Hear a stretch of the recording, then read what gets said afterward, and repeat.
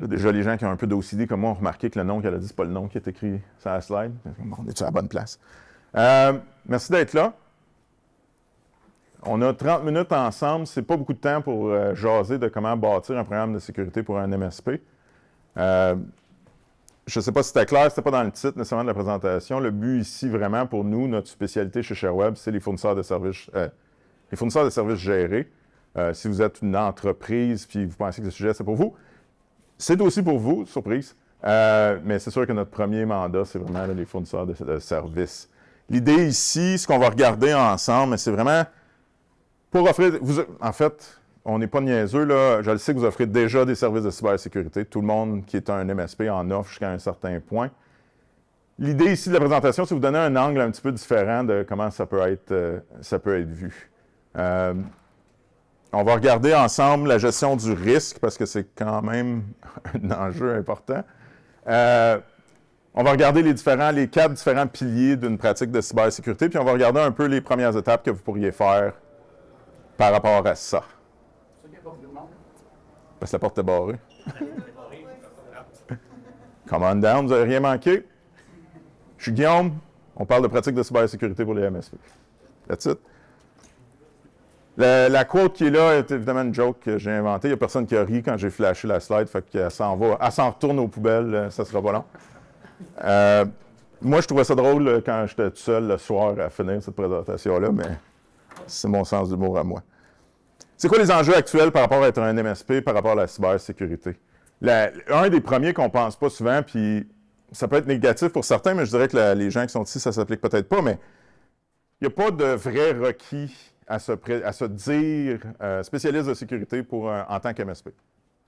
Il n'y a pas de barrière à l'entrée, il n'y a pas d'accréditation, il n'y a pas de certification obligée que vous êtes obligé d'avoir. Donc, nécessairement, pour les gens qui font la bonne chose, vous vous retrouvez à compétitionner avec des gens qui font un petit peu n'importe quoi, et vous êtes tous des MSP qui offrent des services de sécurité. Puis ça, c'est un défi constant parce que c'est dur de se différencier en avance de l'expérience client, avant que les gens soient clients chez vous. J'assume, en toute positivité, qu'une fois qu'ils sont clients chez vous, ils vont se rendre compte de la différence, ils vont avoir l'expérience de votre service. Mais avant ça, c'est très compliqué parce que tout le monde se dit excellent, tout le monde dit qu'ils ont un excellent support, tout le monde dit que ça va être la meilleure expérience qu'ils ont jamais eue. Puis après ça, ils prouvent le contraire, mais c'est quand même après, c'est post-vente. Forte augmentation des risques et des attentes des clients par rapport à cette gestion des risques-là. Les requis légaux aussi sont en augmentation par rapport à la cybersécurité. Puis, corrigez-moi si je dis des folies, arrêtez-moi n'importe quand, mais tous les clients qui ont un MSP assument que son MSP s'occupe de tout. Genre, si ça a rapport avec l'informatique un petit peu, s'il y a des lumières dessus, c'est le problème du MSP. Il y a des boutons, c'est sûr que c'est ton problème. Puis, quand on parle juste de gestion des attentes, c'est une chose. Quand on parle d'attente légale par rapport à la conformité, c'est une autre chose complètement. Fait que là, soyez pas trop déprimés, là, je vais aller dans les solutions, ça ne sera pas là. L'essor de l'AI, la croissance de l'AI est une autre place où c'est que la cybersécurité est passée en deuxième, ne devrait probablement pas passer en deuxième. Qui ici a des clients? Bon, qui est un MSP? Je vais commencer par ça. Ou travaille pour un MSP, affilié à un MSP, là, c'est correct. Bon, vous êtes à la bonne place, parfait. Qui a des clients qui servent de une ou plusieurs solutions qui se dit AI? Nous autres, on en a plein. Ben, c'est ça. Qui ici a fait le projet que ça fait 10 ans qu'il aurait dû faire avant de data governance, data hygiene, gestion des accès, avant d'implémenter quoi que ce soit qui est AI? Même Eman, je le crois à moitié. Je le crois un petit peu parce qu'il est un peu OCD, là, mais je le crois à moitié. Mais c'est ça, le défi avec les AI, c'est que c'est comme le reste des nouvelles technologies, sentez-vous pas mal, là, c'est pareil partout. La technologie vient en premier, les utilisateurs veulent le côté le fun, les features qui sont vendus, qui sont marketés, puis après ça, la sécurité arrive après, t'as un peu, là, il y a des étapes à faire, il y a des choses à faire par rapport à ça. Je continue à avancer. Ça, c'est un classique de MSP, je passe rapidement, mais il faut démontrer votre valeur tous les jours, tout le temps. Il faut tout le temps prouver qu'on vaut le chèque qu'on reçoit à la fin du mois. Ça demeure toujours un défi. La sécurité est un des sujets plates. Si vous parlez beaucoup de sécurité à votre client, il vous aime moins. Puis là, c'est comme, c'est un peu ingrat, mettons. Invention de notre fellow de cybersécurité qu'on a maintenant qui travaille avec nous autres. Si jamais vous voulez avoir une jasette avec lui, il s'appelle Roddy. Il s'appelle Roddy Bergeron. Il ne parle pas un maudit mot de français. C'est pas de sa faute. Franco-ontarien descendu vers la Louisiane. Il y a un nom français, mais le français n'a pas suivi. Je passe rapidement ici, mais dans le fond, l'idée, c'est qu'en ce moment, on est beaucoup plus à certification et éducation. On commence par s'éduquer, on commence par se certifier. C'est un bon pas par en avant. Après ça, c'est que ça soit validé. Donc, tu n'es pas juste certifié, mais il y a quelqu'un qui a dit que tu le fais comme il faut. Et ça monte jusqu'à définir ses propres normes. Dire, c'est ça la bonne façon de faire les choses. C'est un peu abstrait, je passe aux choses un peu plus concrètes. Félicitations, je vous l'avais dit, pas juste des mauvaises nouvelles, mais j'ai de quoi vous annoncer. Vous êtes maintenant dans la business de gestion des risques. Essayez de vendre la cybersécurité à vos clients facile ou difficile? Il n'y a pas de main. Mettons, est-ce que c'est vraiment facile? Est-ce que tout le monde est prêt à payer ce qu'ils doivent payer pour avoir une sécurité au niveau que vous aimeriez? Je n'ai pas rencontré beaucoup. Les seuls qui sont dans ce mode-là, c'est peut-être les centres de recherche, les banques, qui sont bien difficiles, eux autres. La façon qu'on suggère de voir ça, c'est d'approcher ça beaucoup plus par la gestion du risque. Quand vous parlez à la compagnie, plutôt que de parler « j'ai besoin d'un firewall, j'ai besoin d'un router », j'ai besoin d'acheter des meilleures licences de SentinelOne chez ShareWeb. C'est beaucoup mieux d'approcher ça. Ah, subtil. C'est plugué. Il y a des licences SentinelOne chez SharePoint, ça veut dire? Chez ShareWeb. L'idée, c'est d'approcher ça beaucoup plus par la gestion du risque. Quels sont les risques qui sont prêts à accepter? Quelles sont les conséquences associées à ces risques-là qui sont prêts à accepter? L'idée avec ça, c'est plutôt de passer la conversation de leur côté. Si vous leur dites, OK, parfait, s'il se passe tel genre d'attaque, de ransomware, ça peut vous causer tel genre de dommages, ça pourrait dire que vous êtes offline pour ce temps-là. Est-ce que c'est acceptable pour votre compagnie? Est-ce que votre compagnie survivrait à cet événement-là? Puis c'est de non. Bien, ça devient leur demande d'ajouter de la sécurité pour rencontrer leurs besoins. Et non pas pour votre liste de j'aimerais ça de vendre ci, j'aimerais ça de vendre ça, parce que c'est comme ça que c'est perçu par les clients finaux. Puis dès que c'est perçu par vous qui essayez de vendre quelque chose, c'est beaucoup plus difficile que si c'est eux qui demandent de rencontrer un de leurs besoins. Puis, ça semble simple, là, je le dis comme si c'était facile, mais ce switch-là de la conversation est vraiment le secret à avoir une offre qui est bien acceptée par vos clients pour la cybersécurité. Ça devient leur demande plutôt que vous qui poussez quelque chose. Puis c'est vraiment ça le secret, c'est d'arrêter de pousser. L'idée avec ça, bâtir la confiance, aussi une justification légale. Si vous le présentez d'une façon... On a regardé vos risques, on a suivi je pense que j'ai le mot en français, un cadre de contrôle. On a choisi un cadre de contrôle ensemble. Après ça, vous avez une justification légale s'il se passe des choses. On le voit de plus en plus, c'est malheureux, des clients qui poursuivent leur MSP, à raison ou à tort, parce que ça a été bien fait ou mal fait, mais qui mettent la responsabilité là-dessus. Si vous prenez votre offre actuelle, et au lieu de dire « c'est une bonne offre, elle a une bonne valeur », mettez-vous en avant d'un juge. Et vous devez expliquer « est-ce que j'ai fait tout ce qui est attendu de la personne qui gère les TI et la sécurité? Est-ce que ma liste de choses que je fais, est-ce que les choses que j'ai imposées à mon client en disant « bien ça, on n'a pas le choix de faire ça », est-ce que je serais à l'aise de la justifier dans un contexte légal? Parce que c'est pas la même chose. C'est pas juste mon offre est bonne pour le prix. C'est est-ce que je suis à l'aise légalement de ce côté-là? Et la réponse devrait être oui, là. Vous devriez être confortable par rapport à ça. La gestion du risque, comment le faire? J'avance quand même rapidement. Si vous avez des questions, venez nous voir, venez nous en jaser. Là. Normalement, cette présentation-là est 1 heure. On était trop cheap de payer pour 1 heure, on a juste acheté une demi-heure. Ça fait que ça va aller quand même assez rapidement. Il faut choisir un cadre de contrôle. C'est une très, très bonne idée de ne pas essayer de réinventer la roue. J'en ai quelques-uns là. Ils sont un petit peu plus centrés sur les États-Unis. Là. Le NIST, c'est National Institute for Standard and Technology, qui est surprenamment neutre, surtout ces temps-ci, là, dans comment ils présentent les choses. Ils sont vraiment axés sur les meilleures pratiques. Moi, je les aime beaucoup, mais c'est américain. Il y en a des équivalents canadiens. CIS, c'est une compagnie privée. Aussi un excellent choix. Il y a beaucoup de monde qui sont alignés à ça. Pourquoi en choisir un standard? C'est même chose quand on parlait de défensabilité. Pas sûr que c'est un mot. De dire j'ai suivi les standards d'industrie, j'ai suivi une meilleure pratique. C'est l'explication la plus simple qui fonctionne le mieux. Généralement aussi, ça donne des bons résultats.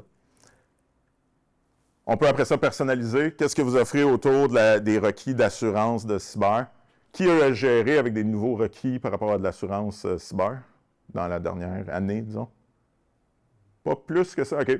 On le voit beaucoup chez nos clients. Ça revient à ce que je disais au début, où c'est que tout est de votre faute et tout est votre problème. Les clients ont soit achètent des nouvelles assurances ou juste il y a des changements dans leurs termes et conditions. Ils reçoivent une nouvelle liste de requis. Et maintenant, on a une longue liste de requis pour la cyberassurance. T'es mon MSP, c'est ton problème. Puis là, ben, vous êtes prêt à dealer avec ça. C'est sûr que si vous le faites en amont, beaucoup plus simple. Les meilleures pratiques que vous voulez imposer, c'est une bonne idée de le mettre dans votre évaluation du risque quantitatif. Exemple, Windows XP? Non? 7? 8? C'est bien trop loin. J'ai une machine CNC en dos. Oui, CNC, c'est des exceptions. Ouais, mais c'est des exceptions, t'es pogné pour dealer avec pareil. Il vers un serveur 2003 pour pouvoir mettre les fichiers. Beaucoup de mauvaises nouvelles dans cette phrase-là. Mais donc, c'est ça. Donc, bâtir cette vérification-là, créer des évaluations. Moi, on vous suggère deux évaluations vraiment distinctes. Une pré-vente, justement ce que je parlais tantôt, changer la conversation de vente. Amener la gestion du risque. On va regarder comment vous êtes positionné. Est-ce que ça rencontre vos attentes par rapport à la réalité? Personnellement, on travaille avec beaucoup de... On parle à beaucoup de partners, on parle à beaucoup de clients finaux. Expectation of reality, là, les attentes du client par rapport à comment il est positionné contre des désastres, contre des problèmes de sécurité, comment ça affecterait sa compagnie, est rarement aligné à la réalité. Souvent, la connexion de dépenses et d'attentes est déconnectée. Donc, ils ont des attentes farfelues, puis après ça, ils vous ostinent sur le 12 $ que ça prendrait pour changer un fil. Il faut réaligner ces choses-là. Fait que donc, le mettre en pré-vente, moins de questions, plus rapidement, mais des impacts importants. De dire, ça change la donne sur la conversation. Vous n'avez pas l'air d'un vendeur de disques durs, ce que je suis sûr que vous n'êtes déjà pas, mais ça amène la conversation à « je comprends c'est quoi ta business, je comprends comment la technologie s'associe à ça ». Je n'ai pas dans ma présentation, mais le concept de VCIO, le Virtual CIO, Chief Information Officer, c'est la connexion entre les systèmes de technologie puis ce qu'on fait avec l'information au niveau de la business. Vous devriez être cette personne-là, vous devriez être ce concept-là. Parce que sinon, si toutes les décisions se prennent dans l'entreprise, puis après ça, on vous dit, bien, on vous passe des commandes, votre valeur stratégique est diminuée. Puis, en bout de ligne, la valeur stratégique, c'est ce qui fait que vous pouvez charger plus cher, c'est ce qui fait que vous allez rester plus longtemps avec vos clients. L'évaluation de risque trimestrielle, c'est ce qu'on vous conseille. Généralement, les meilleures pratiques disent que vous devriez parler à vos clients de façon officielle en regardant ce qui s'est passé, tout ça, de façon régulière. Souvent, ces conversations-là commencent bien, tout le monde a les meilleures intentions, puis après ça, il y en a une couple qui se ressemble, puis là, soudainement, le client n'est plus disponible, puis là, vous avez de la misère à le céduler, puis vous avez de la misère à vous assurer avec. D'amener la gestion du risque dans cette conversation-là, c'est une façon d'avoir des conversations autres qu'on a répondu à 172 tickets, ces trucs-là. C'est-à-dire, on rencontre vos critères de conformité, vous restez compliant, c'est une conversation qui est plus business, moins technique. Chiffrer les risques, décrire les contrôles et la façon qu'on fait cette évaluation-là. Ça peut être très simple, ça peut être excessivement simple. Placer les risques dans un tableau comme ça, les deux dimensions sont toujours les mêmes. La probabilité que ça se passe, la likeliness, les chances que ça se produise, l'impact que ça peut avoir. Quelque chose qui est désastreux, mais qui ne se passera probablement pas, météorite qui tombe sur la compagnie, quelque chose comme ça, c'est grave, mais c'est peu probable. Même chose, quelque chose qui n'est vraiment pas important, mais qui se passe souvent, exemple un login failed ou quelque chose comme ça. Vous le gérez d'une certaine façon. Avoir cette classification-là permet d'itérer. Donc, ça permet de commencer par les choses les plus importantes qui sont les plus probables, puis après ça, tranquillement, pouvoir descendre là-dedans. Généralement, les MSP vont bâtir un plan avec leurs clients quand ils font cette évaluation-là. C'est-à-dire, OK, cette année, on fait juste les critiques. C'est correct, on comprend, vous n'avez pas le budget pour tout faire, on va faire ça une chose à la fois, mais on claire les critiques cette année. Ça, on a vu ça souvent. Même chose chez ShareWeb, en bout de ligne, on a encore des alertes sur nos systèmes de sécurité, mais ça, sont dans les I, dans les informative. On les deal dans le temps que ça prend. Pour ceux qui n'haïssent pas l'anglais, formulaire d'évaluation du risque qu'on suggère. Rien de bien compliqué, pas nécessairement meilleur que toutes les autres. Juste une place pour commencer. Si vous ne l'aimez pas, c'est un Excel, changez-les, faites ce que vous voulez avec. On est heureux de vous donner un petit coup de main par rapport à ça. J'ai pas de timer. 15 minutes. Moitié. OK, ça va bien. Les 4 piliers de la cybersécurité. Apparemment, je parle beaucoup puis je ne me souviens pas ce que j'ai dit, ça arrive régulièrement. Apparemment, j'ai dit à mon gars de la sécurité que c'était comme les quatre piliers d'un tabouret. Tu peux en avoir juste 3, mais ton tabouret est plus dangereux. C'est vraiment les 4 choses. Puis, trop souvent, les MSP, quand ils vendent la sécurité, c'est technologie seulement. J'ai du Fortinet XYZ, j'ai encore SentinelOne chez ShareWeb. Pour moi, c'est la dernière question. C'est la dernière étape de la conversation. De plus en plus, on voit les gens, nos MSP, regarder les individus au niveau, exemple, du training, Security Awareness Training, là, mon franglais embarque, là, je suis désolé. Mais trop souvent, on oublie le processus et politique. Quand on dit politique, c'est pas Trump et compagnie, là, c'est policies. Implémenter une structure concrète de policies est vraiment une des choses qui a été oubliée le plus régulièrement. Je passe rapidement sur les individus. Très important, si vous avez des gens qui cliquent sur tout le monde a des gens qui cliquent sur tout, right? Si ce n'est pas comme client, c'est dans leur famille, là. Ça demeure la porte d'entrée numéro 1 de tous les problèmes de sécurité. La plupart de la technologie est inventée pour se battre contre les individus. Je dirais, investissez dans les individus plus que vous pensez qui est normal. Là. C'est là qu'on a le plus de retours. Chez ShareWeb, on évolue avec le temps. Là. Ça fait 12 ans que je suis là, ça fait 25 ans qu'on existe. On a maintenant plein de tests de phishing, ces choses-là, qui se font automatiquement. Puis c'est très rigolo de voir les réactions par rapport à ça, mais ça doit vraiment changer l'attitude envers, exemple, les emails qu'on reçoit, ces choses-là. Ça peut sembler simple. Le phishing demeure la porte d'entrée numéro 1 de cybersécurité chez l'entreprise, chez la petite moyenne entreprise. Pas à négliger. Une chose que je mentionne, c'est les rôles. Souvent, on oublie certains rôles. De votre côté, qui a un chef de la conformité dans son MSP? Pas obligé d'être une personne dédiée à ça, mais est-ce que quelqu'un a le titre de responsable de la conformité? De façon officielle, là, où c'est que c'est défini, c'est quoi que ça veut dire? Pas besoin d'engager quelqu'un qui est chef de la conformité. Là. Je sais c'est quoi un budget, puis je sais c'est quoi la profitabilité de MSP. Là. Soyons réalistes. Mais donner le rôle à quelqu'un, assigner la responsabilité de façon claire avec une définition de c'est quoi que ça veut dire, ce rôle-là. Même chose, directeur de la sécurité. Il faut impliquer les ressources humaines, puis après ça, il faut impliquer l'utilisateur final. Les utilisateurs finaux. Je passe rapidement. Il y a clairement plus que ça à dire. Policies.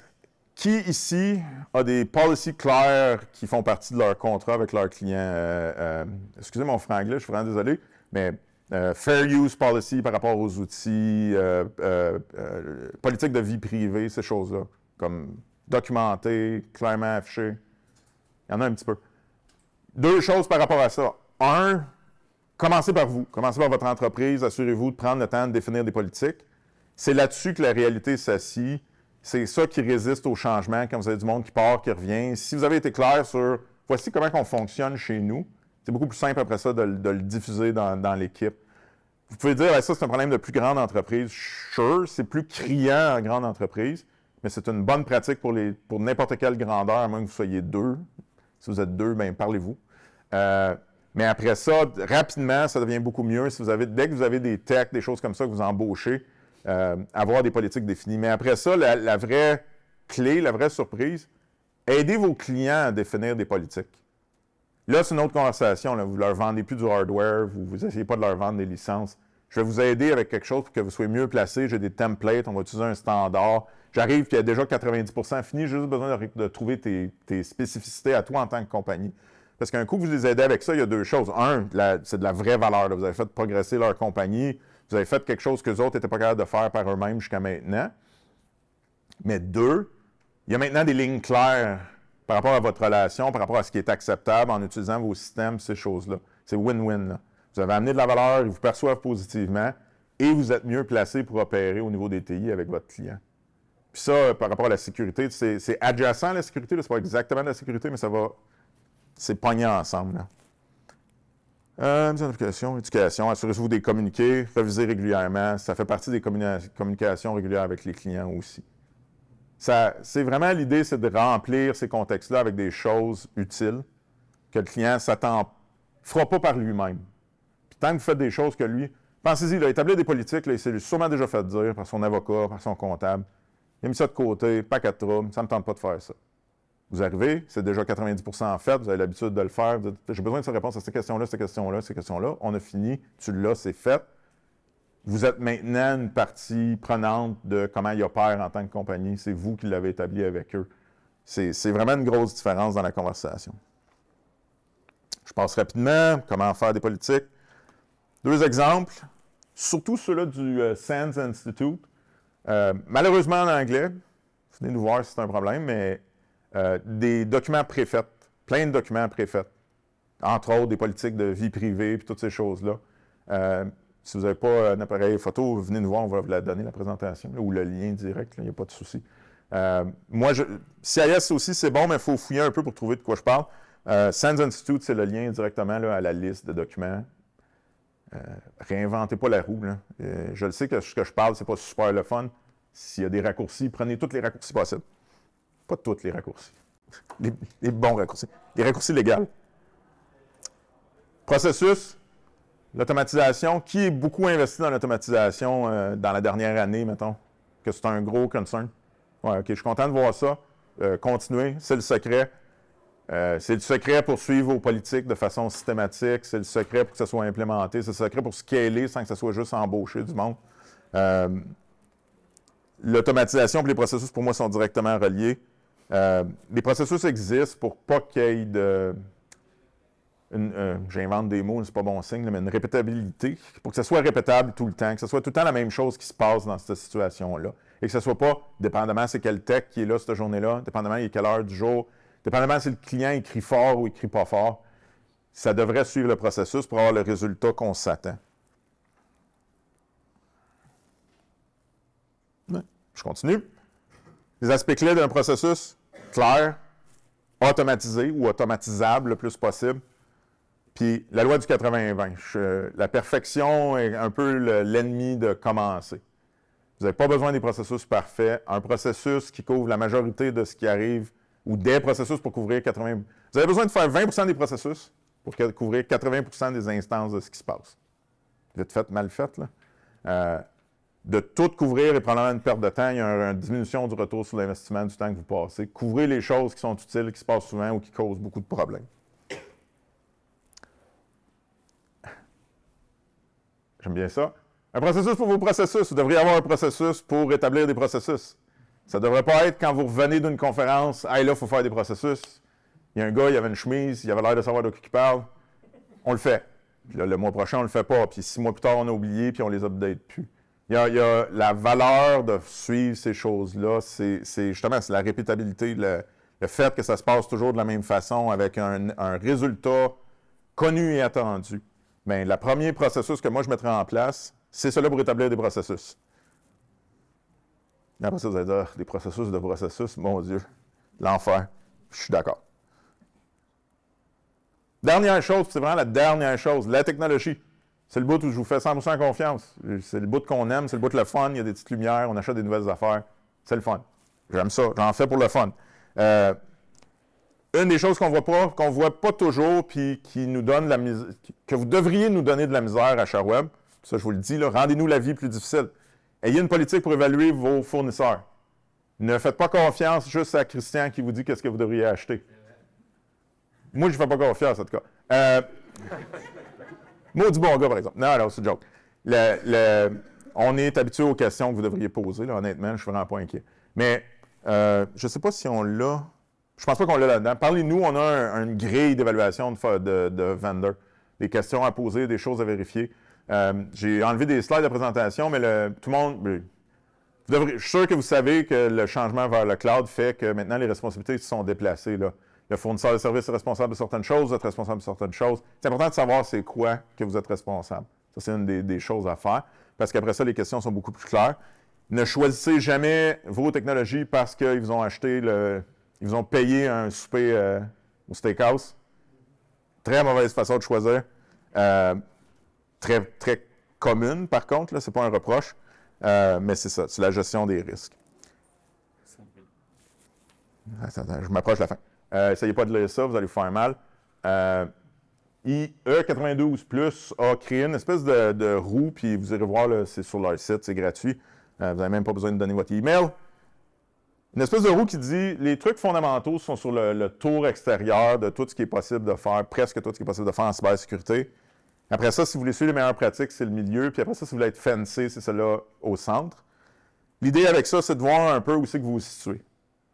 Parce que c'est facile pour moi de dire vous devriez être plus moderne. La raison que je dis ça, on s'entend, c'est pour vous vendre plus de produits, là, je ne sais pas, hein, on s'en cache pas. Ça vous donne une meilleure idée un petit peu plus nerd de où c'est que je me situe dans ça. Allez sur le site. Là, je l'avais fait imprimer la dernière fois que j'ai fait cette présentation-là parce que ça teste aussi est-ce que vos yeux sont bons, les miens ne sont pas terribles. Une autre façon de voir ça, beaucoup plus axé pour vous, créé par Sun-Yil Yu. J'essayais de faire ce grid-là, à un moment donné, j'essayais de faire une présentation, puis j'étais comme, il y a deux angles par rapport à ça. Il y a qu'est-ce que tu essaies de couvrir, puis quel stream. Puis après ça, j'ai arrêté après 5 minutes, j'ai dit, il y a sûrement quelqu'un de plus intelligent que moi qui a déjà fait ce travail-là. Ça n'a pas été long que j'ai trouvé ça. Dans le fond, l'idée, c'est que pour savoir est-ce que vous êtes bien couvert par vos vendors, ça, c'est vraiment une grille d'évaluation. J'ai-tu les produits qu'il me faut? Parce que sinon, moi, en tout cas, un de mes plus gros problèmes en cybersécurité, puis si vous allez trouver ça niaiseux, je travaille là-dedans toute la journée, à tous les jours. Je ne sais pas ce que les vendors font. Parce que si je les écoute, ils font tout. Tous les vendors font tout. Là, je suis comme, ben OK, j'ai juste besoin d'en acheter un, puis j'ai fini. Puis non, surprenamment, ils me disent que je devrais en acheter 8 pareil.